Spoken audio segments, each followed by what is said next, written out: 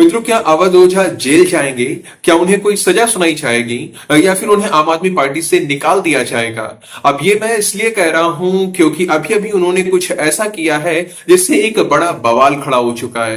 मित्रों, अवध ओझा के बारे में आप सभी लोग जानते ही होंगे। लोग उन्हें ओझा सा कहकर पुकारते हैं क्योंकि वो सिविल सर्विसेज की कोचिंग में एक जाना माना चेहरा है।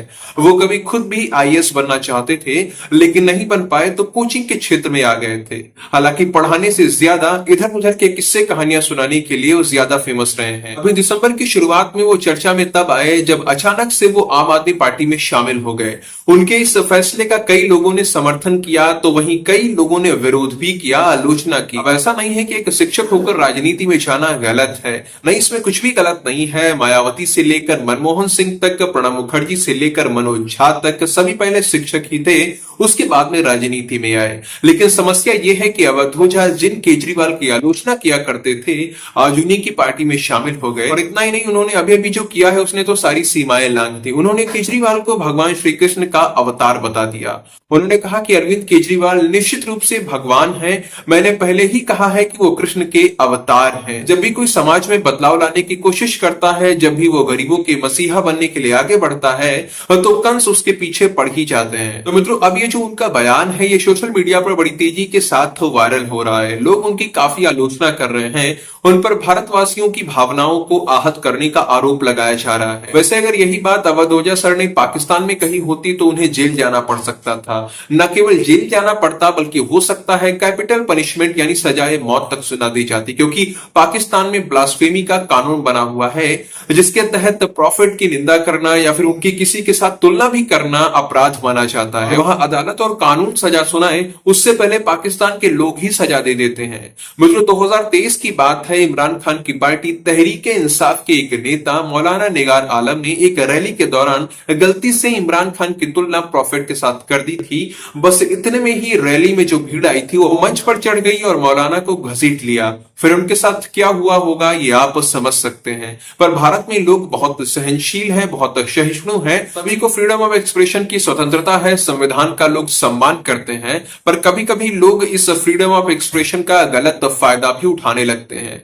वैसे कुछ लोग हैं जो अवध ओझा के इस कथन को आम आदमी पार्टी के लिए ही घातक बता रहे हैं। लोगों का कहना है कि वो भाजपा के एजेंट हैं और चुनाव से ठीक पहले आम आदमी पार्टी में शामिल हो गए हैं।